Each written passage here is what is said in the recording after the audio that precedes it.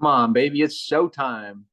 Um, all right, well, hello and welcome, everybody. Excited to be with you as usual in our regular featured programming here in our broadcasting.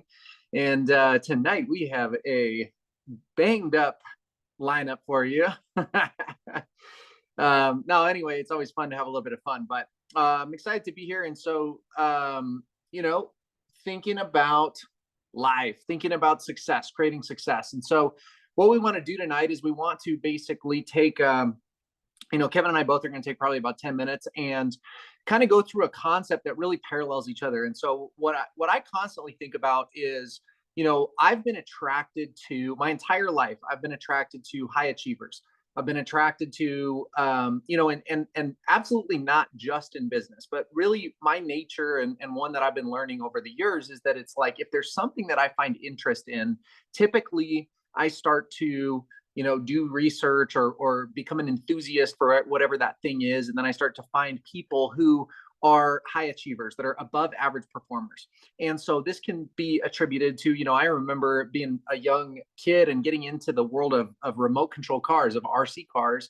And at the time, magazines were big. And so I would get the magazines off the newsstand and I'd read the magazines cover to cover. And I would start to learn about who the professional remote control car drivers were, and at the time, these guys were like idols to me. I was a young boy and I was like playing with my toy, basically my hobby, but I was looking at people that were like somehow they had climbed the ranks and they were competing in this, arena to become some of the best and the fastest. And so I started to, study and look at like what techniques did they have that made them good? What were they doing with their cars? What kind of parts were they running? And then I wanted to emulate that. So if you fast forward a little bit, then I started to get inspired by sport. I started to get inspired by skiing. Skiing was the sport that I really, got invested in. The one that really grasped me, and the one that I really dedicated myself to decide that not only did I care so much about this, but I wanted to progress to get to a high level at this. And later, as I became an adult, a young 20-year-old, started to look at different options for vocation, right, for career, and you start to see many different paths and so forth and so on. But one thing that I know for sure is that no matter what path that I had gotten on, I would have been interested in the people who were performing at a high level. That's something that just unanimously, like many people at times, will base their level of proficiency on something by their ability to do the basics of it. For example, like and going back to snow skiing, there's so many people that you meet who you ask them, hey, do you ever do this, ski, snowboard, whatever, and they're like, oh yeah, I'm pretty good at it, because to them they can go and they can like go to the arena, which in this case would be the mountain, and they can like go up and down the chairlift, and maybe they can ride some of the different runs. And that's not to say anything good or bad about that individual. It just shows me that basically people tend to measure their proficiency by many different measurement tools, right? And so many people basically build a life the same way. They build a life around what is decent. And I had this thought today that we have so many different acquaintances in our lives, and we start to look at why do certain people do certain things? Why do people, if you look at lineages of families that have created high accomplishment in business, for example, or maybe prestige in a particular path of a career, like maybe a long lineage of multi-generational attorneys, for example, or a long lineage of multi-generational doctors. Why, in general, do certain people who maybe are third or fourth generation to something like that have an easier time going into that field, right? And you hear people talk all the time about advantage and privilege and so forth and so on. But what is the real privilege? The real privilege is the subconscious mind. And that's what I'm going to talk about right now, is that, I have a good friend right now who's becoming, he's 19 years old. He graduated from high school. He's starting into college and is on the path to become a physician. His father's a physician. And to him, he excels in the sciences. There's no question of whether he can be a doctor, whether he's worthy of earning what a doctor earns. There's no question of if that's his future lifestyle. It's simply just a question of what area of study does he want to go into.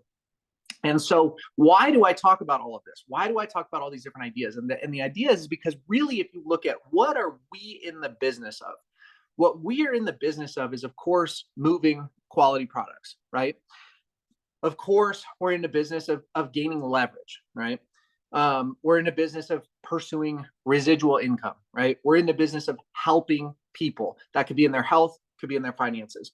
But what we really are is that we're in the business of change. And so, if you look at the high achievers in this business, there's two reasons that people come here and they achieve dramatic results. One reason is because they have their hands absolutely tied. Their back is up against the wall. There's no way out. I've heard countless stories over the years of people who were stay-at-home moms, single mothers on welfare, working full time, with just no way out. There was just no other option. They introduced to a business like this, and they saw hope for the first time ever. And they put their head down and they went and they created extraordinary results. The other reason why people tend to excel in this business is because they want change. They want something more, right? You'll see people that are in one vocation. For example, a great example is someone will be in medicine, and they want more freedom. For example, they want to maintain the same level of lifestyle that they've accustomed to, but they want more freedom to travel, more time with their kids, more time with their family, more flexibility in their schedule, so forth and so on. But if that's the case, if what we're in is the business of change, why is it then that it's so difficult for so many of us to change? And we listen, like we'll hear in a little bit here from Kevin about some techniques of how to share the product, of how to grow the business, of how to convey the parts of what are so enticing about not only this business model, but also the features and the price and the product of Active Greens. But then if the opportunity is so good and it's so equal to everybody, that's the thing that I love about this. It's the exact same opportunity. Every single one of us has the exact same opportunity, the exact same stick of product, the exact same timing, the exact same, compensation layout. And why is it that you have two people who have a dream, who have a vision of something that could be better, and yet one person goes out and accomplishes it, the other person can't get started? And so what I got to thinking about is this, is that there's a really, really important concept that I've explored tremendously. That is, we cannot outperform our self-image. So if you go back to the very first thing that I was talking about, is that it's like I excelled in skiing to a decently high level. And the reason is because my self-image dictated that I was going to become that good. I had no doubt that I cared about this, that I would study it, that I would practice at it, and that I would get better and better and better and better. And so I got into basically a positive feedback loop where the more that I became obsessed with my craft, the better I got at it. The better I got at it, the more I got recognition from my peers, the more that I noticed that I was starting to excel past the people around me. And it created a self-fulfilling prophecy. But when we look at either our own personal results, or we look at people around us that are in the marketplace, right, that are in business, so few people are able to ever get themselves into a positive feedback loop. There is a phenomenon that suggests that we have what's called a financial thermostat. And if you imagine this for just a moment, you'll imagine that if you have a thermostat in your house, and the thermostat, the heat is set to 70, and all of a sudden it's a really hot day and it starts to get up to 73, 74 in your house, then the air conditioning will kick on. It'll bring the heat back down to 70. If the temperature drops below 70, the heat will kick on and it'll bring it back up to 70, right? Whatever your thermostat is set at is where the environment always will kind of bring it back to. And the reality is that if you look at people's results in business, typically there becomes a theme where people will arrive and stay at a level that is reasonable to their subconscious mind. So if you're in a career path, for example, that is a salaried position in a corporation, you might, get accustomed to the salary that you're actually earning, plus, a quarterly pay bump or an annual pay bump of 5%, 3%, 2%, whatever it actually is, whatever the culture of that company is. And based off the amount of time and tenure that you have there, you kind of find yourself sitting in, kind of a paradigm, a certain amount of income. Now, here's what's so important is that most of what we learn about when it comes to building businesses, when it comes to, really changing things for ourselves financially, is all external. It's all conscious. It's all techniques. It's driven on what to do, how to do it, what to do, how to do it, what to do, how to do it, what to do, how to do it. Different ways to talk to people, different ways to market to people, different ways to sell, different ways to gather customers. But what's going on for 99% of people, the same way that you see certain individuals are willing in the corporate world to join an organization, to have a particular salary, and then a year later they jump to another company, and then a year later they come back to the first company, and then they might move one more time, and suddenly you realize that this person that was at one salary range suddenly is way beyond, and then you'll start to hear the rumblings, right? So a really good indication of where your subconscious mind is around this idea of success is going to be based in some of these ideas of what I'm going to say right now. So as I say a couple of things, what are the first things that come to mind? If I say rich people are, what's the first word that comes to mind to fill in that blank? If you drive by a really big house, that's great. Kevin said happy. If you drive by like a really, really, really big estate, how many people do you know who would immediately say, I would never live in a house that big? It's gaudy. I wouldn't want that. Imagine the heating bill. Imagine the cooling bill, right? Like, oh, I wouldn't want to mow that lawn. So many different things. There are so many aspects of high achievers that we don't even know it, but our subconscious mind basically villainizes it before we ever actually give it a chance to come in. How about taxes? Have you ever heard anybody say, like, imagine how much those people want to pay in taxes? Well, I don't want to raise because I'm going to wind up paying more in taxes anyway. So the reason that I describe all of these different things, the same thing happens with us at a physical level as far as our health, right? Why is one person walking around as an elite athlete and the next person is walking around with a commitment to get in shape, to start eating healthier, and then the second that they see a Krispy Kreme donuts, they're dropping off for a box of donuts?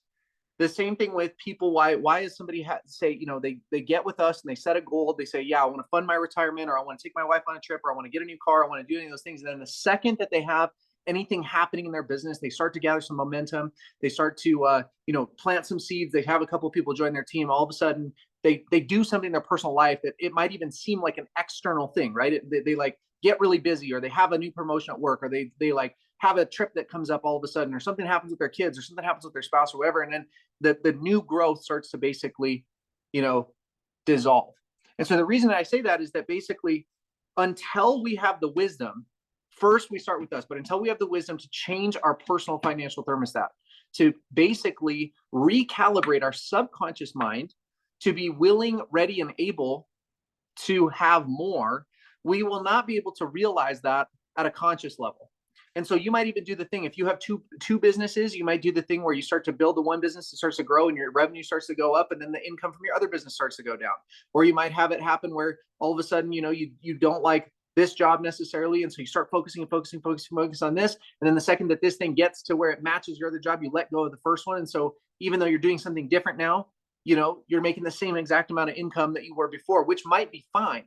But whatever the actual goal is, just know that to get the result, like it is like the printer, right? If we have a printer that keeps spitting out a typo, it is not going to be sufficient to take whiteout and apply whiteout to the document and then print it again and expect the document to come out without the whited out thing in it, right? We have to go into the computer and we have to change the file, and we have to save the file, and we have to send it to print. So last week we talked about, doing small, simple behaviors on a daily and weekly basis to improve our health, to gain influence. And as we do that, right, we talked about walking. We talked about reading 10 pages of a good book. We talked about hydrating with our active greens. And it's like the next step in the puzzle is that as we're doing that, our physical body will change. But if we don't update the operating system, if we don't update the software to go along with the new change, we may do it for a short time, but we won't be able to support it for a long time. So there's two tips that I kind of have to go along with that. And I'm gonna hand it to Kevin because he's got some really good stuff going on he wants to share with us. The first tip is that basically, how do you start to remodel the subconscious mind?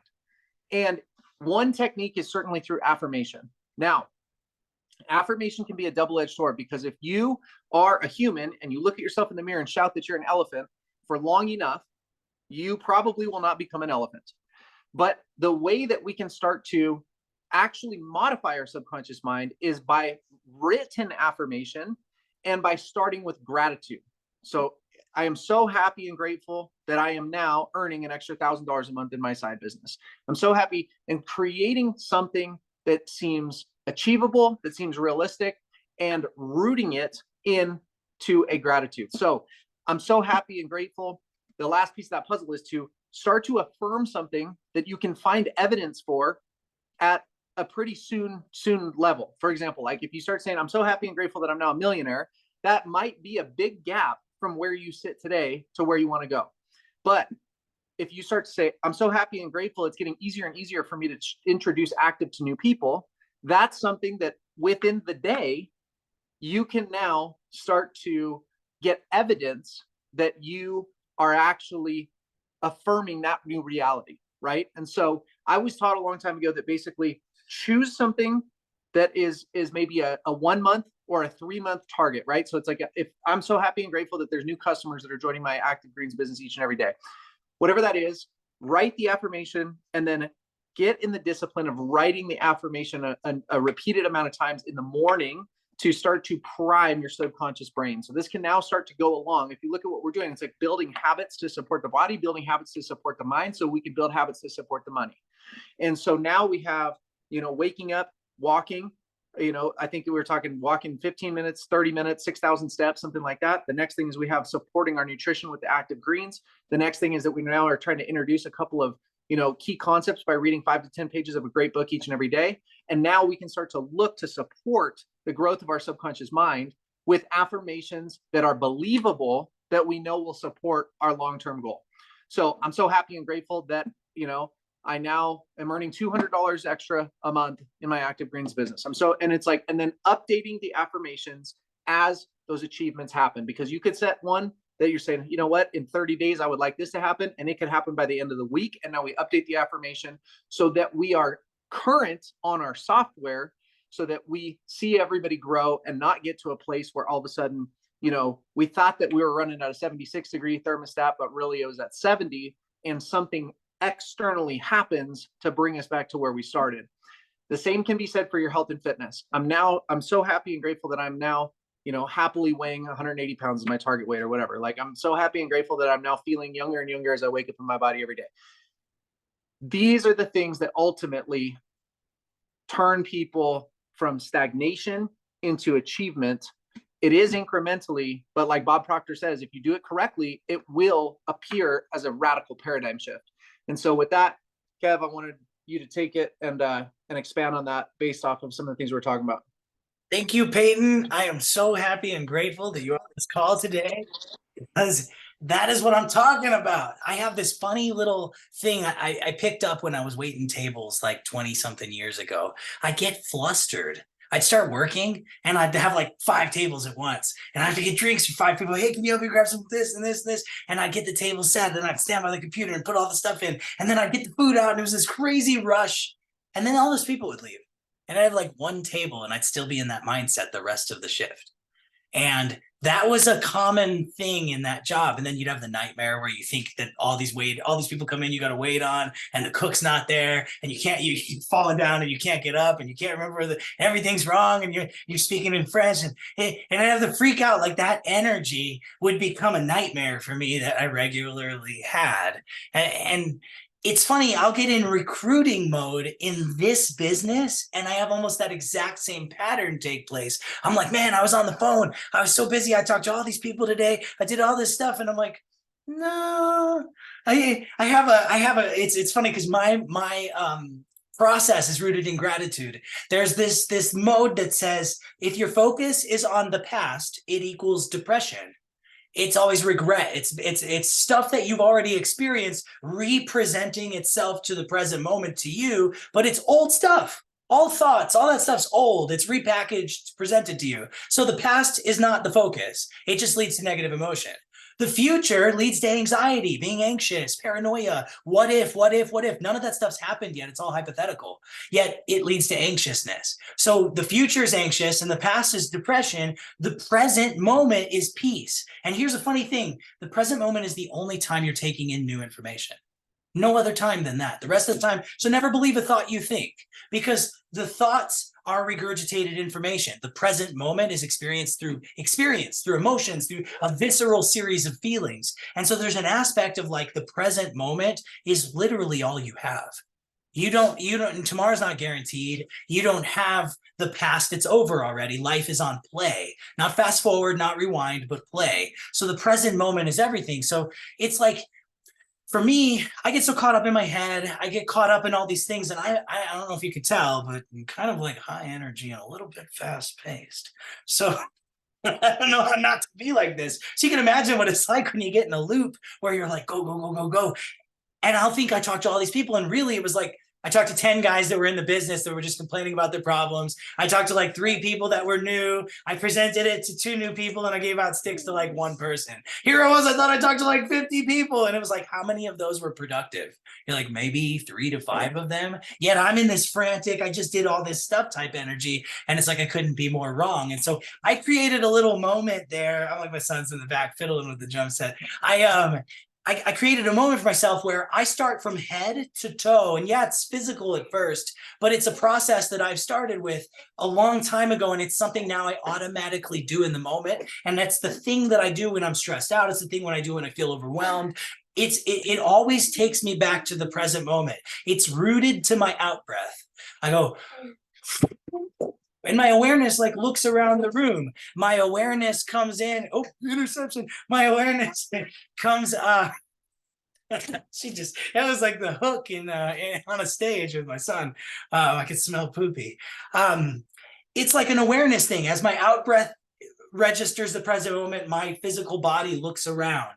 I notice where I am. I noticing where I am. And then I can catch my voice being like, aren't you so grateful for that head of hair on your head? And I think about what it would be like if I didn't have hair. And if I was balding or had the receding hairline, or I had something that would make me have to like shave my head regularly. And I'm like, I'm so grateful that I have hair. Like, I am so grateful. And I start going down, and I'm like, you know what? Like, think about my life without eyesight for a minute. And I'm like, I wouldn't be able to drive. I wouldn't be seeing Pete Lance right now.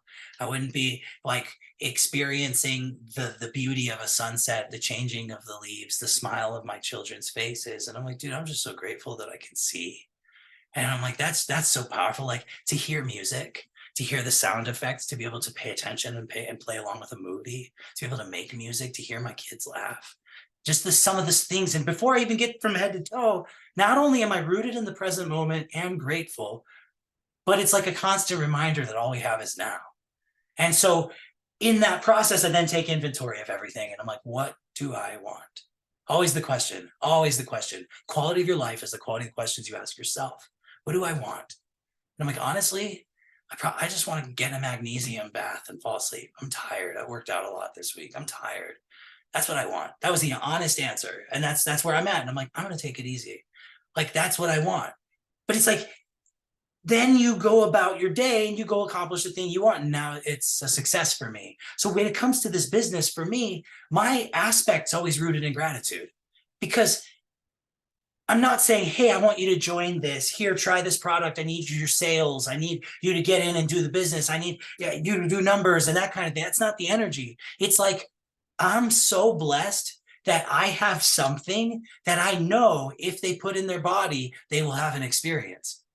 I know they need to take this every day because I've done the research. And here's a powerful one. I know the more they research this, the more they're going to find out how good it is. And they won't find out that it's bad. It'll be quite the opposite. But it's like, hold my Mountain Dew and my ranch Doritos while I research if this lavender oil's okay. You know what I mean? Here, hold my Big Mac and my Diet Coke. I don't know if this is, where is this natural flavors? Like, that's the general populace of people. So I have tried so many things. This week I was in a college town and I went on a recruiting mode. This week I had my birthday, and I'm kind of a prima donna about my birthday. I celebrate it for like 5-6 days. So everywhere I go, I'm asking everybody their birthday, and I'm telling them it's my birthday, and it's leading to a conversation that, of course, inevitably is going to be led to testing their nitric oxide levels and seeing if they're interested in an opportunity. And this week I watched light bulbs go off in the younger generation, and I was like, we have something this week in the tidbit of, I probably shared the business with 20 people, probably got about 20 phone numbers. There were 2 people that were interested out of that, and some I was pushing, but there were 2 that had the spark and seemed legitimately interested. And so as a test, and you shouldn't do this, but I just thought I would try, as a test, I gave them my number to see if they really were interested. Normally I would get their number and incessantly follow up,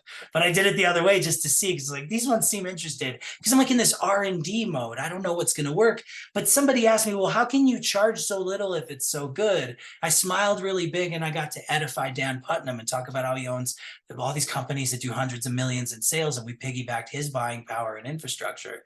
And I watched the light bulb go off of the 2 spectators that showed more interest than the guy that asked the question. And they were like, that's amazing. I was like, yeah, like what Walmart does. But the thing that I watched click that tells me I was on the right track this week with presenting this opportunity in a very quick 30-second pitch was, I said, there's 2 big ways you can make money with this if you like it. And I said, the first one is you can get a customer. Think about it like this. If $1 of profit comes into Nike or in, you know, like Sun Chips or Amazon or this company or pretty much any company, 50 cents of the dollar gets paid out for advertising. That's usually Google Ads, Facebook Marketplace or marketing, some version of that. And it was like, we should just pay people instead of paying the big tech. And I watched people shake their heads like, yeah. And I said, look what Uber and Lyft and DoorDash do. I'm like, anybody can just make money. I said, but this is unique because you make money that keeps coming in, because every time that order hits, you get that check again. I watched heads explode. I watched light bulbs go off with that. I said, but it's better than that. We pay like 67 cents on the dollar because we have a second way you can get paid. And they said, how does that work? I said, so if you were to, I said, do you know anybody who has like, you know, big social media followings, is quite the content creator or the influencer or whatever? And they all shook their heads, yes. Whether they know people like that or they personally know people like that, of course they're going to say yes. And so I said, imagine somebody with 3 million followers posts and they get like 30,000 sales.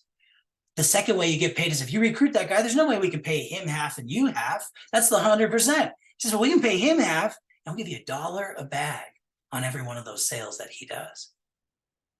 I watched jaws drop. I watched people be floored by that line right there. The way that that was set up to basically explain residual income in a dumbed down way. And then on top of it, kind of like explaining the simplification instead of 3x3 and duplication, which as every way I've tried that so far triggered people. And then they asked the pyramid question, the MLM question, they discounted. Oh, I've heard of these kinds of things before. Name a company they know. I've watched that happen so much as I've presented and gone for that like 3x3 thing. So I thought, man, I got to like sit them down to have that more in-depth conversation. But in order to stir curiosity, I want to try to like explain it a different way. And that was my goal for this week with explanation. 5 of the 7 days I woke up and I flooded my body with greens. 2 of the 7 days I walked a little extra than I was supposed to.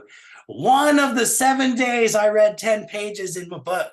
I didn't do that good this week with my commitments from last week. Oh, well, this is a new week and I will try those and I will do the gratitude thing as well. But I'll tell you what, the biggest one for me was like, we get paid a couple different ways.